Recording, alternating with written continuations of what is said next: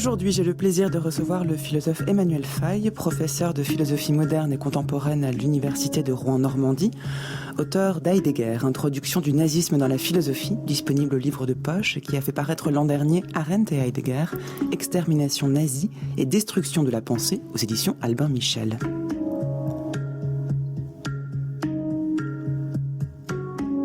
Alors pourquoi encore parler de Heidegger quelques semaines seulement après une série d'émissions que nous avons passées à lire et expliquer son livre principal, Être et temps ? Eh bien parce que si le goût pour ce texte difficile vous a peut-être été transmis par de brillants spécialistes, sachez que pour d'autres, et pour des raisons irréfutables, c'est du dégoût qui naît la lecture de ces pages, et loin d'être un haut-le-cœur de coquetterie, ce rejet s'explique par des raisons que mon invité Emmanuel Faye est venu vous expliquer aujourd'hui.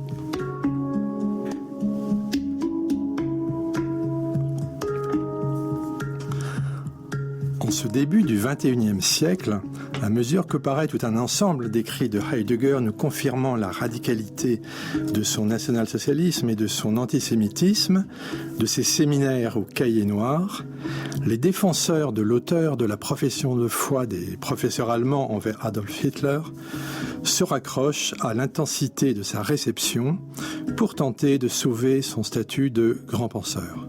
Certains vont jusqu'à affirmer que tous les philosophes français du XXe siècle auraient entretenu un rapport essentiel à Heidegger, ce qui est oublié Bergson, Cavaillès, Jankélévitch et bien d'autres encore. En philosophie, cependant, ni la réputation, ni l'ampleur de la réception, qui sont d'ailleurs choses changeantes, ne font autorité. Le temps semble révolu, où l'on pouvait, par exemple, se référer positivement à la philosophie de Joseph Staline sans que personne ne s'en émeuve. Il importe donc de distinguer nettement l'examen critique de l'œuvre de Heidegger des questions que soulève l'ampleur de sa réception. C'est sur la base de ces distinctions que nous avons publié en 2005 une étude des fondements nazis de l'œuvre heideggerienne. Bonjour Emmanuel Faye. Bonjour Adèle Van Rett. Bienvenue sur les chemins de la philosophie. Vous venez de lire le début de votre texte, Arendt et Heidegger, extermination nazie et destruction de la pensée, aux éditions Albin Michel, et le projet est clair. Vous dites qu'il vous importe de distinguer nettement l'examen critique de l'œuvre d'Heidegger des questions que soulève l'ampleur de sa réception. Est-ce que ça veut dire que l'objection, on va commencer par là, avec ce terme peut-être même un peu faible, mais l'objection que vous faites à Heidegger concerne tant le fond de sa pensée que son engagement politique? Oui, un mot tout d'abord peut-être sur le début de mon nouveau livre. Lorsque j'avais publié en 2005 Heidegger, l'introduction du nazisme dans la philosophie, où il s'agissait de faire connaître des séminaires inédits, très souvent des journalistes ou des philosophes m'opposaient la liste des grands auteurs du XXe siècle, une liste qui allait de Sartre à Lévinas en passant par Arendt et d'autres, pour dire que, étant donné la force de l'influence heideggerienne, on ne pouvait pas mettre en question son statut de grand philosophe. Donc à l'époque, je rappelais toujours que cette question de la réception a sa signification propre, que je ne voulais pas en traiter et que ce n'était qu'un argument d'autorité si on se basait là-dessus pour évaluer l'œuvre même de Heidegger. Mais à un certain moment, j'ai voulu aborder cette réception. Et je ne pense pas qu'on puisse l'étudier de manière globale, sans différencier. Si on prend par exemple Lévinas jusqu'au bout, a dit que Heidegger, c'était un nom qui avait un rapport avec le crime. Donc il a maintenu cette critique très forte et en même temps il tenait Être et temps, le livre de 27, comme un livre majeur de la philosophie du XXe siècle. Donc il était dans l'aporie, mais au moins il y avait une critique chez lui. Le cas de Hannah Arendt est différent parce que Arendt en 1946, je le montre longuement dans un chapitre de mon livre, est très critique à l'égard de Être et temps.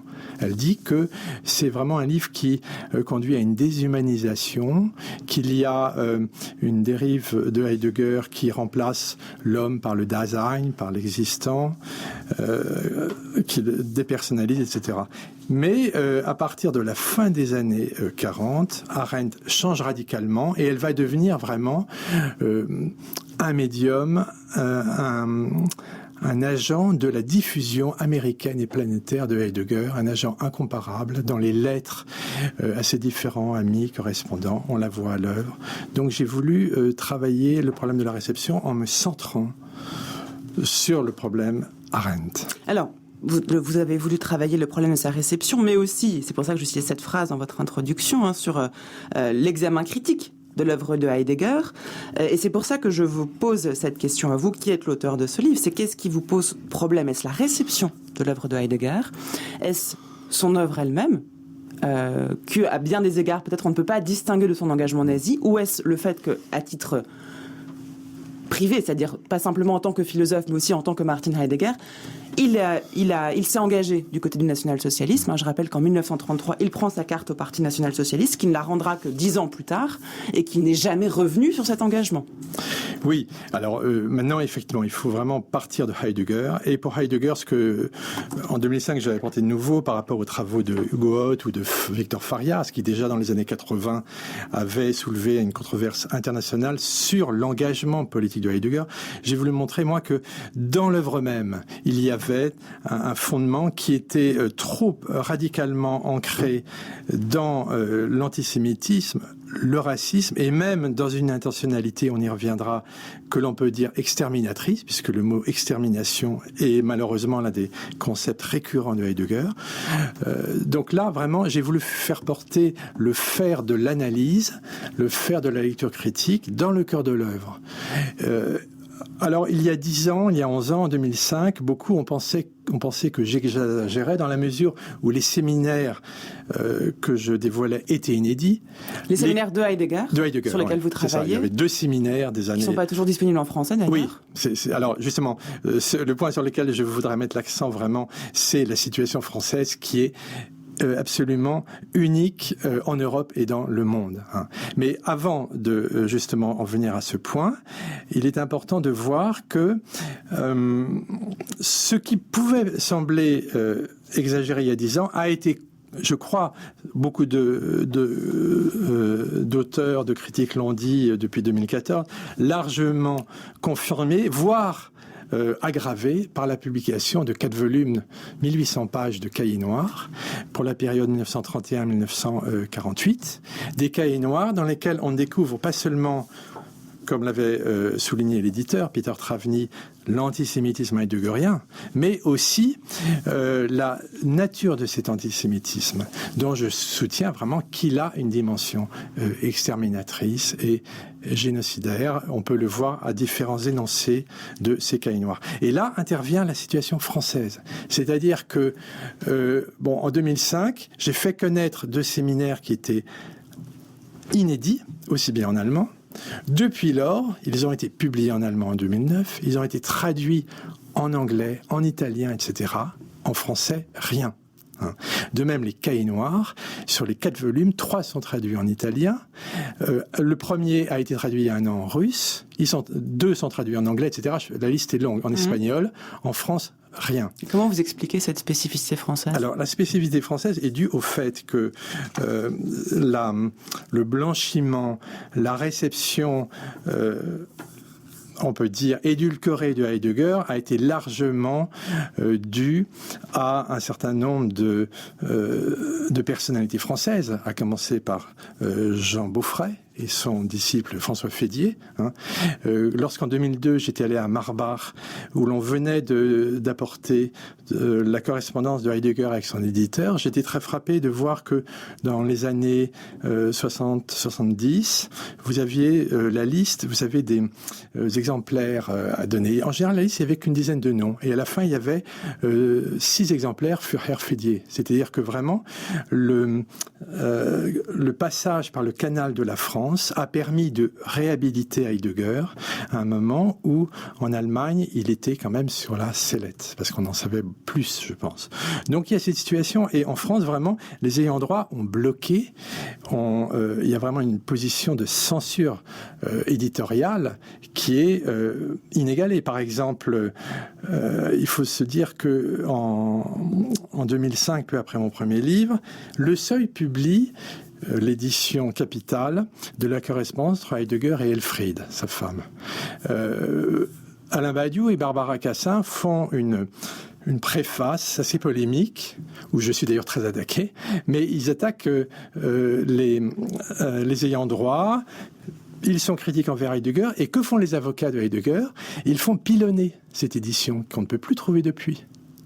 Alors j'ai d'ailleurs écrit une lettre de solidarité à ce moment-là à Barbara Cassin. Il y a eu un geste de censure. L'édition a été pilonnée parce que on avait ajouté une préface qui n'allait pas dans la ligne des ayants droit. Or, justement, je termine sur ce point. Ces lettres sont majeures parce que c'est là où nous avons une lettre antisémite de 1918 sur laquelle on reviendra. Alors, oui, justement, et on va y venir assez vite. Simplement, encore une question, puisque vous parlez de la spécificité française de la réception de Heidegger. Quel est, selon vous, le problème qui se pose? Est-ce un refus de la part des philosophes français, puisque nous parlons d'eux, contemporains de Heidegger et de nous-mêmes, de prendre en compte l'antisémitisme de Heidegger? Ou est-ce la volonté qui, finalement, et c'est là l'enjeu de notre discussion, qui peut peut-être être compréhensible, de distinguer, d'un côté, le travail philosophique de Heidegger, ce qu'il écrit dans Être et Temps et dans d'autres textes, et de l'autre, son antisémitisme, son engagement nazi, le fait que peut-être que l'un ne recouvre pas complètement l'autre, et c'est ça qui vous est insoutenable, c'est peut-être ça que veulent faire entendre certains Français. Oui. C'est-à-dire qu'une chose est de faire connaître son antisémitisme, une autre est de dire que du coup il ne faut presque plus parler de Heidegger, ne plus le lire parce que sa pensée est absolument dangereuse. Oui, alors ma position n'est pas du tout qu'il ne faut plus lire Heidegger. Au contraire, j'ai dès janvier de 2006 écrit une tribune dans Le Monde qui s'appelait pour l'ouverture des archives Heidegger, c'est-à-dire que j'ai essayé de faire que tous les chercheurs puissent avoir accès aux archives, qu'on puisse les publier, ce qui n'est toujours pas le cas. On se heurte toujours à ce problème.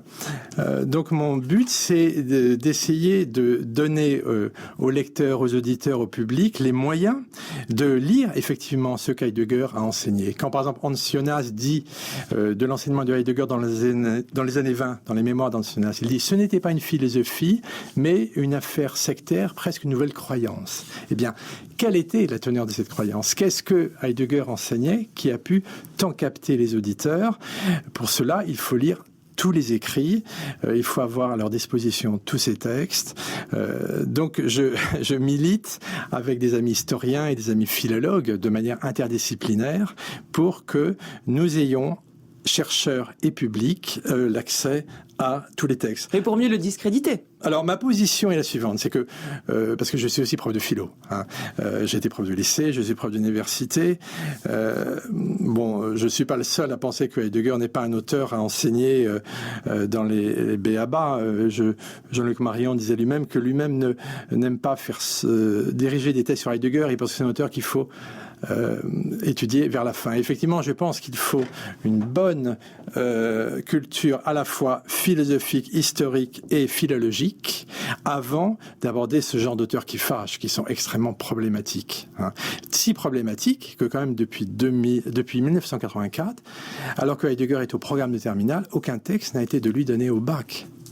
J'étais un jeune prof en 2004. Je me souviens qu'on avait donné un texte en terminale littéraire sur la science qui ne pense pas. Il y avait eu un tel tollé dans les commissions d'harmonisation que prudemment, les ayants droit ont bloqué et ont interdit même que l'on mette des extraits de textes dans les manuels. C'est quand même une situation hallucinante. Vous avez un auteur qui est au programme de terminale et on ne peut pas éditer des extraits dans les manuels, à l'exception d'un ou deux manuels qui, étant très favorables à Heidegger, ont obtenu un passe-droit exceptionnel. Donc il y a vraiment un verrouillage.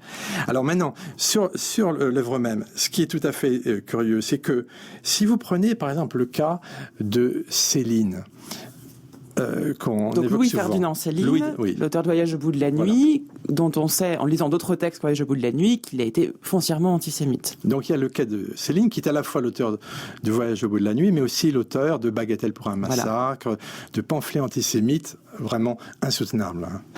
Je prendrai aussi le cas d'un juriste nazi, Carl Schmitt, qui aujourd'hui est parfois considéré comme un grand politologue, mais qui a écrit des textes extrêmement antisémites, et notamment en 1936, il avait organisé un grand colloque de juristes nazis pour traquer dans la science du droit allemand tous les non-juifs.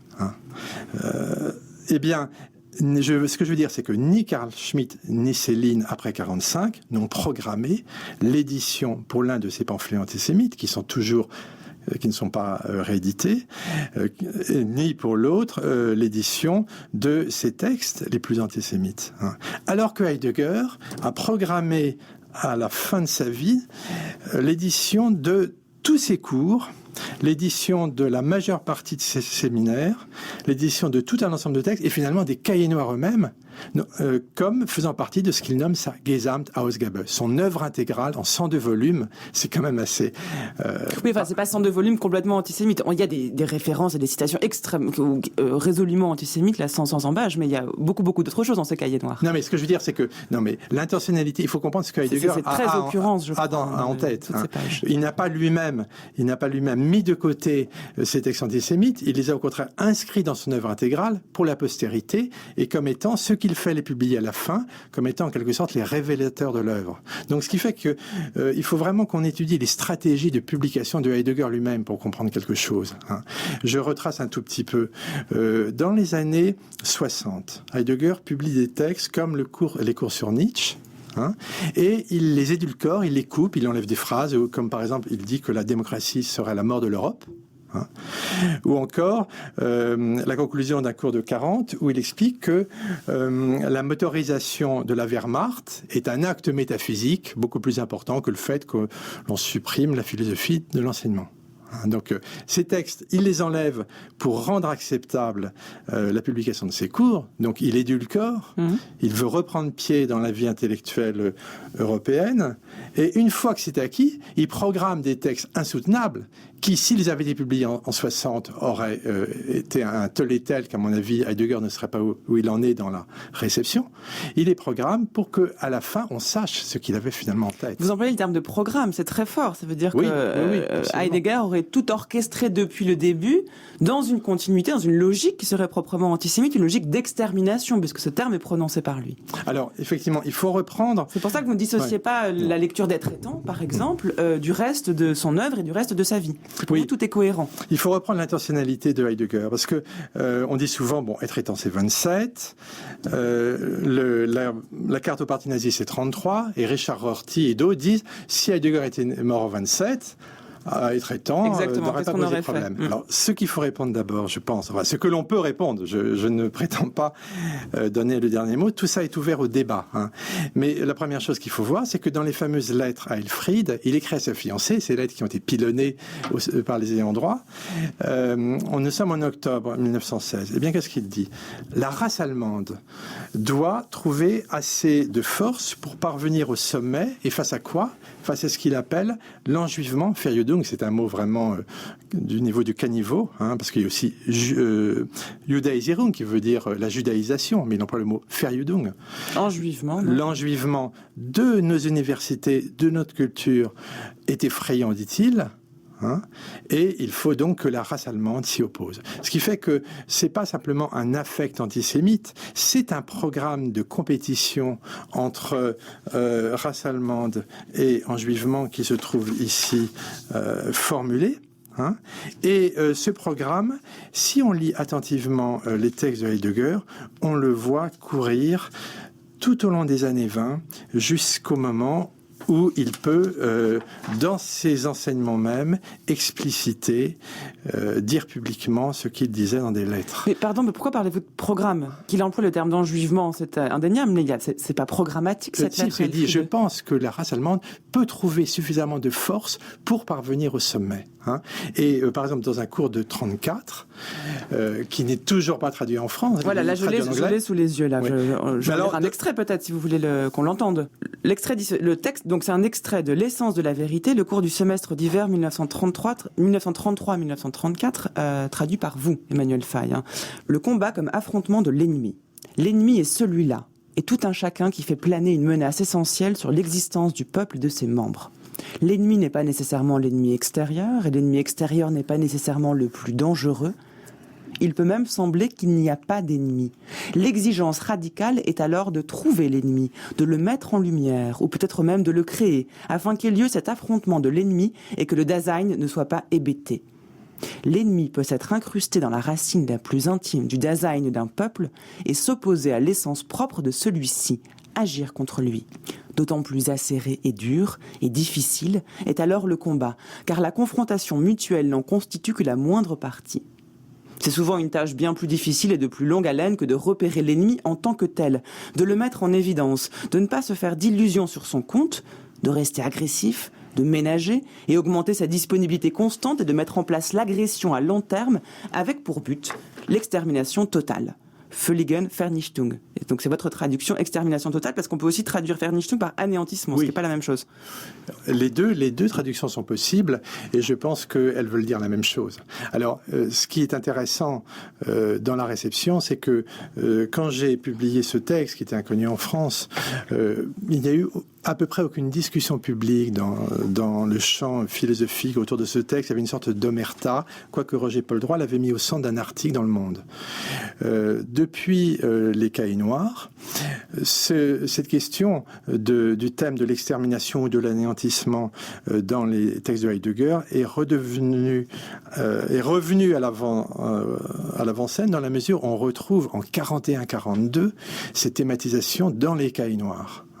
Et par exemple, Le Seuil avait publié une édition là du petit livre de Peter Travny je vois que vous l'avez. Heidegger et l'antisémitisme sur les cahiers noirs. Mais ce qu'il faut savoir, c'est que depuis, il a fait 2 autres éditions, et dans la 3e, il y a tout un chapitre où il thématise enfin cette question de l'extermination, et on va en parler de l'auto-extermination, et il y a une note d'1 page où il essaye de se demander si ce que Heidegger veut dire en 1934 est seulement un anéantissement spirituel ou une extermination physique. En tout cas, il n'est pas question là pour le coup des Juifs en particulier dans ce texte. Alors, écoutez, l'ennemi intérieur incrusté dans la racine la plus intime du peuple, c'est vraiment un topos de l'époque qui est un topos antisémite. Vous avez par exemple en 1930 un texte peu connu en France de Junger qui s'appelle « Nationalisme et questions juives », dans lequel il s'oppose à l'assimilation des Juifs et dire aujourd'hui le Juif n'a qu'une alternative en Allemagne, être juif ou ne pas être, comme, dit-il, une strate d'huile sur une eau pure et claire. Donc il faut, vous voyez, il s'agit, alors chez Junger, il s'agit de casser l'assimilation et que un juif allemand apparaisse pour ce qu'il est, c'est-à-dire un juif et non pas un allemand. Heidegger va plus loin. Oui, pas dans ce texte. Vous reconnaissez qu'ici, il n'est pas question des Juifs. Ce texte est extrêmement gênant par la violence qu'il implique et la violence philosophique, parce qu'il parle du Dasein, donc ce concept heideggerien qu'on traduit pas, en fait, qu'on appelle Dasein, l'espèce d'être là ou être peu la mort, qui est en fait l'être humain dans son rapport à la mort, justement, en disant que, voilà, finalement, le Dasein a besoin d'un ennemi pour exister. Cet ennemi est accroché à sa racine et il faut rester agressif. Il parle d'extermination ou d'anéantissement. C'est extrêmement violent. Et ça peut être gênant, d'ailleurs, de dire que la philosophie d'Heidegger est si violente. Mais dans ce texte-là, il n'est pas question des Juifs. Il est évidemment question des Juifs pour la raison suivante. C'est que dans mon livre de 2005, je publie un autre texte qui avait été connu par Schneeberger. C'est un texte du Kampfbund für deutsche Kultur. C'est un mouvement antisémite d'étudiants et aussi de nazis comme Rosenberg, etc. Ce Kampfbund va appeler à ce qu'il appelle la Völligen Vernichtung, c'est exactement la même expression, l'extermination ou l'anéantissement total, disent-ils non pas là de l'ennemi, de la littérature juive et marxiste. Et Heidegger, pour ces étudiants qui connaissent ce discours, c'est le discours, si vous voulez, dès qu'ils sortent de leur amphi, ils ont, imaginons, ces étudiants nazis qui leur réaffirment constamment. Ça, c'est le langage du temps. Donc, il faut avoir la contextualisation historique pour comprendre. C'est comme le mot Völkisch, etc. Donc, cette Völligen Vernichtung, c'est vraiment, si vous voulez, le concept meurtrier qui est véhiculé par les ligues d'étudiants nationaux-socialistes contre ce qu'ils appellent la littérature de pourriture judéo-marxiste qui va conduire aux autodafés. Donc là, vraiment, le texte est signé. C'est comme si vous disiez... On est en 33 quand même, hein. C'est-à-dire que est-ce que même les national-socialistes eux-mêmes n'avaient pas forcément déjà des projets d'extermination ? Alors, justement... Et c'est là où la traduction a son importance. D'ailleurs, anéantissement, c'est pas extermination. Alors, pour nous, extermination, c'est l'extermination des Juifs par les nazis 10 ans plus tard. Alors, effectivement, on peut dire, faut-il... Alors, la question de traduction en français est une chose, mais ce qui est important, c'est le mot Völligen. C'est-à-dire que cet anéantissement est total. Il est sur tous les plans. C'est-à-dire que s'il était seulement spirituel, il ne serait pas total. Vous comprenez ? Il s'agit vraiment d'anéantir le judéo-marxisme et les Juifs en particulier, vraiment, malheureusement, sur tous les plans. Alors, ce qui est très troublant, c'est que dans les cahiers noirs, Alors, juste après, dans le même texte, il faut voir qu'il est question de l'élément asiatique dans la page suivante. Or, l'asiatique, c'est vraiment un terme aussi extrêmement connoté à l'époque. Il ne s'agit pas des Japonais ou des Coréens, il s'agit vraiment dans le langage de Rosenberg, etc. Quand Heidegger parle de la grande lutte de l'Occident contre l'asiatique, c'est vraiment le sémite. Ce qu'il appelle dans un séminaire de la même époque que j'ai fait connaître, les nomades sémites, par exemple. Ce sont évidemment les juifs. Donc le fait que ce texte vise à la fois l'opposant politique et l'ennemi de race, est quelque chose, à mon avis, qu'on ne peut pas discuter. Et d'ailleurs, même Travny ne discute pas. Lui, il demande simplement si il faut prendre ce texte comme allant jusqu'à une élimination physique. Moi, je le prends juste dans sa littéralité. C'est un anéantissement total sur tous les plans. Rien n'est excepté. Et ce thème de la Vernichtung, on le retrouve en 41. En 41, nous sommes juste au moment où, vous savez, il y a ce camp de Theresienstadt, qui est à la fois une vitrine pour la Croix-Rouge, mais aussi un lieu de transit vers les lieux d'extermination, Sobibor, Belzec, etc. Et Theresienstadt, c'est un endroit où les Judenräte, les conseils juifs, sont obligés de fournir tous les jours des listes de ceux qui vont devoir repartir, etc. On les oblige, on les contraint à participer au travail du génocide, et s'il y a la moindre réticence de ces conseils, eh bien on extermine leurs membres. Tous seront exterminés, sauf le dernier, Mormelstein, qui témoignera, qui discutera avec Lanzmann dans le dernier des Injustes, et dont je cite justement le témoignage extrêmement éclairant. Eh bien, à ce moment-là même, Heidegger a cette phrase dans Les Cahiers noirs, c'est dans le volume 3. L'acte le plus haut de la politique, dit-il, consiste à contraindre l'adversaire à procéder de lui-même à son auto-extermination. Vous le citez par cœur, là. Selbstvernichtung. Je le cite en l'abrégeant un peu. Et il ne cite pas là les Juifs, donc on pourrait dire, est-ce que ce sont les Juifs qui sont cités? Mais l'année suivante, en 42, dans le tome 4, au moment où on était à la fois dans la Shoah, mais en même temps au moment où les Allemands sont en train de perdre, parce qu'il y a Stalingrad, Heidegger revient sur ce concept de Selbstvernichtung, d'auto-extermination, mais cette fois-ci, il l'impute aux Juifs eux-mêmes. Il dit l'élément juif est le summum de l'auto-extermination dans l'histoire. Donc si on prend la succession de ces énoncés, on voit qu'il y a, si vous voulez, un fil rouge qui relie ces textes sur race allemande et Vernichtung aux différents textes sur la Vernichtung, l'extermination, puis l'auto-extermination, avec un renversement en 1945, où là, Heidegger, comme les nazis les plus fanatiques du temps, victimise les Allemands et dit dans son dernier volume des Cahiers noirs que c'est l'Allemagne elle-même qui est aujourd'hui, de la faute des Alliés, un gigantesque 4-7, c'est-à-dire un gigantesque camp de concentration. Donc vraiment, on le voit qui suit la progressivité de l'histoire, mais il est vrai qu'en 1934, il semble devancer. Mais alors, vous présentez cette évolution de la pensée de Heidegger comme un programme, c'est le terme que vous employez. Vous avez une lecture un peu téléologique, comme si effectivement il déployait, en suivant ce fil rouge, comme vous l'appelez, de sa pensée, tout un programme qui conduit à l'extermination qui a effectivement eu lieu. Est-ce qu'on ne peut pas, sans remettre en question, c'est même pas le sujet, les propos antisémites et les positions, la pensée sans doute antisémite de Heidegger, voir que dans sa philosophie elle-même, indépendamment de ces textes-là, il y a une pensée, et c'est peut-être le reproche le plus imparable qu'on peut lui faire, qui est d'une violence incroyable, qui est une pensée de l'anéantissement, de l'extermination, et qu'en cela, on peut même aller jusqu'à dire que c'est un philosophe qui en lui-même est nazi, c'est-à-dire qu'en lui-même a cette violence absolument inhumaine, qui serait d'ailleurs contre une forme d'humanisme, on pourra y revenir, et que c'est une raison suffisante peut-être pour ne pas lire Être étant comme on lit un autre ouvrage de philosophie. Mais alors justement, pour Être étant... Parce que tout est parti de là, oui, en fait. Oui. C'est justement de la série d'émissions que nous avons proposées sur Être temps. Vous disiez, vous n'avez invité personne qui avait une attitude critique par rapport à ce texte. Et je maintiens, voilà, le problème est-il que l'antisémitisme de Heidegger, qui discrédite son travail philosophique dans Être étant, en 1927, ou bien est-ce que c'est sa pensée elle-même, y compris telle qu'elle est exprimée dans Être étant, qui est foncièrement problématique parce que qui appelle à une forme d'extermination, de domination d'une race sur une autre? Alors, effectivement, est-ce que il y a quelque chose qui s'exempte de cette violence? Prenons Être étant. Je pense à l'émission que vous avez eue avec notamment Bruno Pinchard, vous étiez centré tout à fait légitimement sur les premières lignes d'Être étant que vous aviez lues ou fait lire, sur ce fameux oubli de l'être, dont Heidegger est crédité. Alors là, on se dit, bon, l'oubli de l'être... C'est le point de départ d'Être étant, et il dit, des siècles de métaphysique ont oublié l'être. Mais alors écoutez, ce qui est absolument étonnant et qui n'a jamais encore été dit. J'en ai parlé dans une table ronde à la Sorbonne au début de l'année. Donc c'est quelque chose qui est nouveau par rapport à mon livre. J'en ai parlé également il y a eu un grand colloque en mars à l'université de Siegen, organisé par Marion Heinz et Sidonie Kellerer sur Être et temps, justement, c'est que la différence, l'oubli de l'être, c'est-à-dire la différence entre l'être et l'étant, c'est le thème central et initial à la fois du philosophe Ernst Cassirer, lorsque, en 1923, il publie La philosophie des formes symboliques, qui, elle, est traduite dans la collection de Bourdieu à minuit. Cassirer commence en ces termes. Je lis, si vous voulez, les 2 premières phrases de son livre. C'est le concept d'être, écrit Cassirer, qui marque le tout premier commencement de la spéculation philosophique. Il continue. La manière spécifiquement philosophique de considérer le monde surgit seulement dans l'instant où ce concept se constitue comme tel, où la conscience s'éveille à l'unité de l'être par-delà la multiplicité et la diversité de l'étant.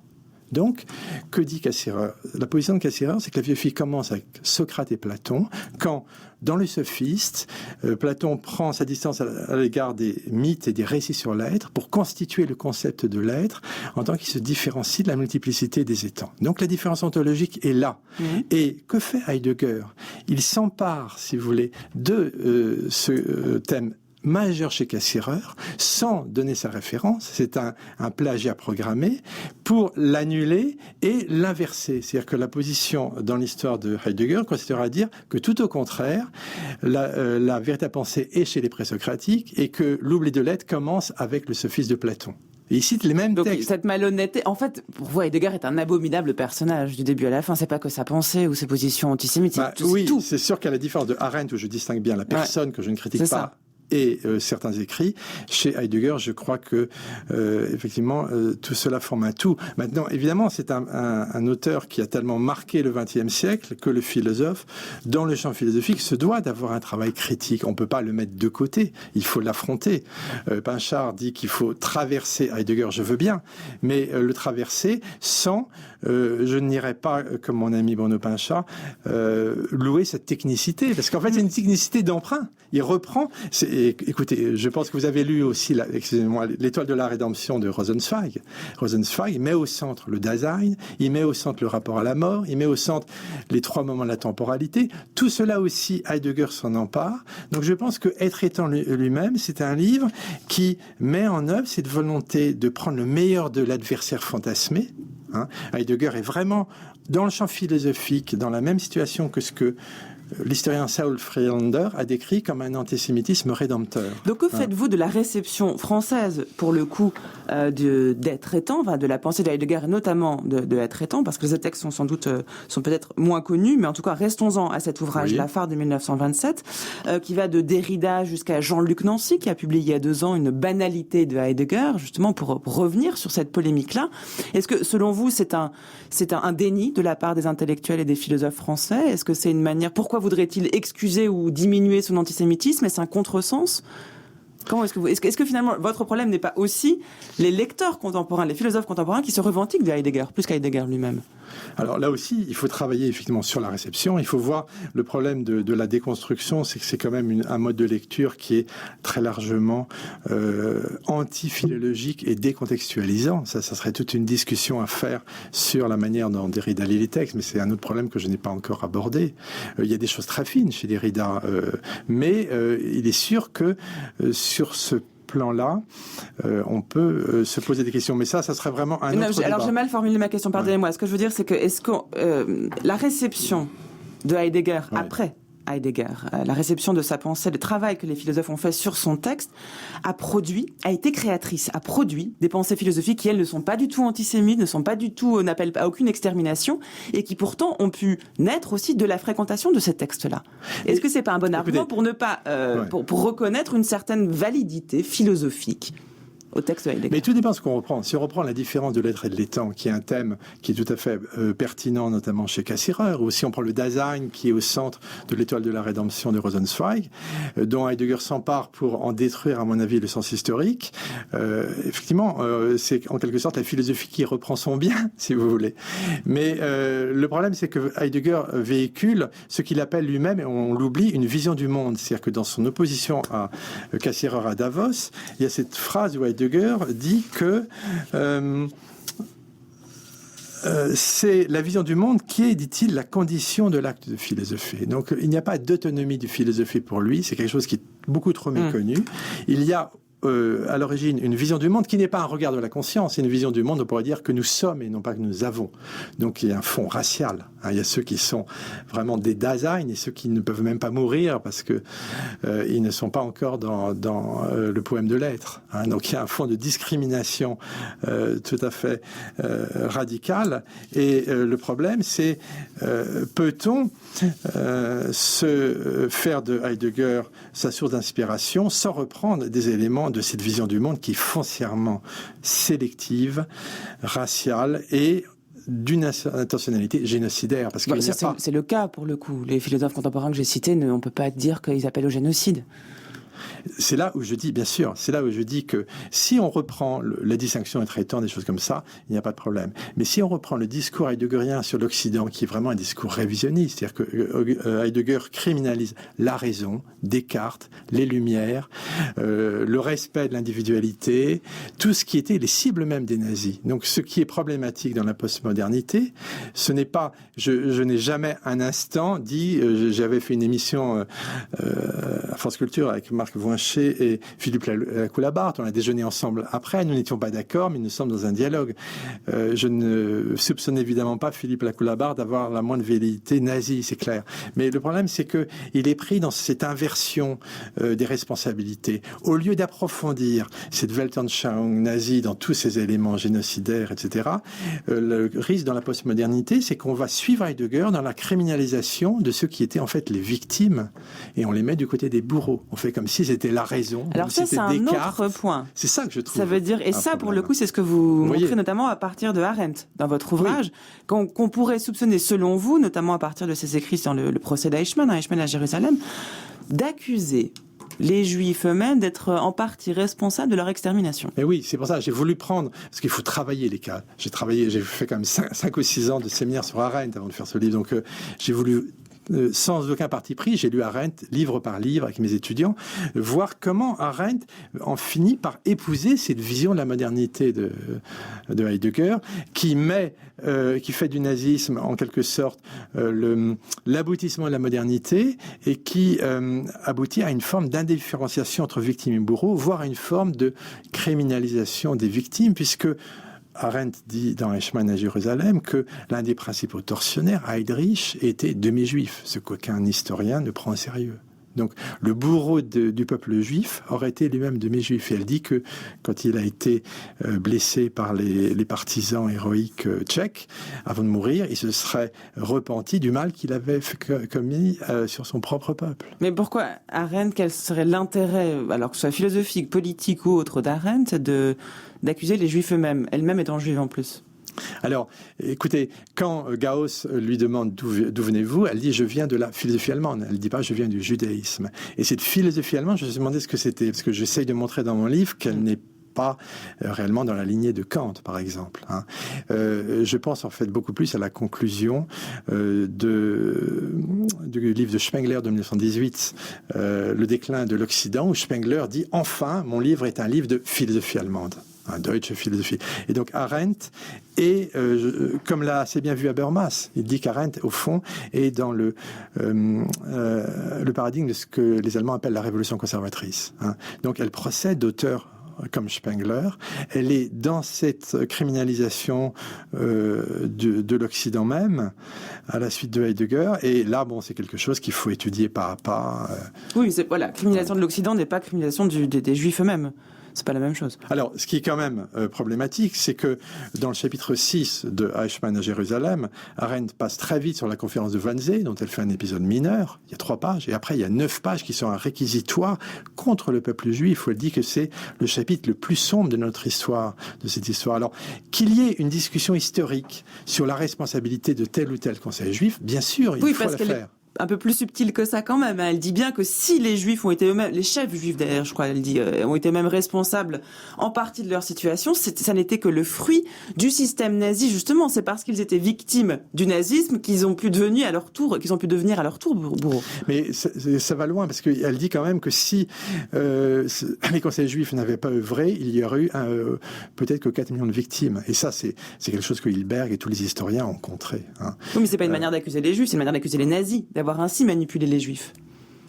Ça va plus loin, parce que si on fait de Heydrich lui-même un demi-juif, c'est quand même quelque chose d'assez terrible. Et bon, si vous voulez, après, juste un autre point, c'est qu'en même temps, dans les origines du totalitarisme, Arendt affirme, elle dit que les élites intellectuelles du Troisième Reich, et elle cite Carl Schmitt notamment, n'avaient, dit-elle, aucune responsabilité dans ce processus. Donc elle, si vous voulez, déresponsabilise complètement Schmitt, Heidegger d'un côté, et elle responsabilise, à mon avis, excessivement les Juifs eux-mêmes en les faisant, en quelque sorte, co-responsables de la mise en œuvre de leur extermination.